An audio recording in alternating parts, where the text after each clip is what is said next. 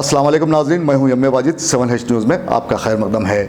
शहर हैदराबाद के इलाके वनस्थलीपुरम में एक तेज़ रफ्तार लारी ने फुटपाथ पर खड़े दीगर गाड़ियों को रौंद डाला।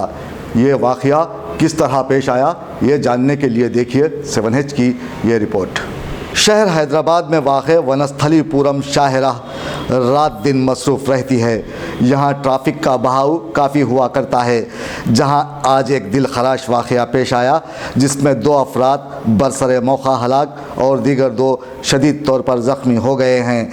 दरअसल ये वाक़या कुछ इस तरह पेश आया है कि एक लारी ड्राइवर अपनी गाड़ी तेज़ रफ्तारी से आगे बढ़ाता हुआ फुटपाथ पर खड़े 2 ऑटोज़ और मोटरसाइकिलों पर चढ़ा दिया, जिसकी जद में आकर 2 अफराद बरसरे मौका हलाक और दीगर 2 शदीद तौर पर ज़ख्मी हो गए हैं, जिन्हें करीबी दवाखाने मुंतकिल कर दिया गया है।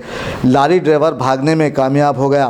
पुलिस ने केस दर्ज रजिस्टर करते हुए मफरूर ड्राइवर की तलाश शुरू कर दी है और ऐसे में देखा गया है कि ट्रैफिक पुलिस का कहीं नामो निशान न था, जबकि हर वक्त ट्रैफिक पुलिस को लोग चालानात करते देखते रहते हैं।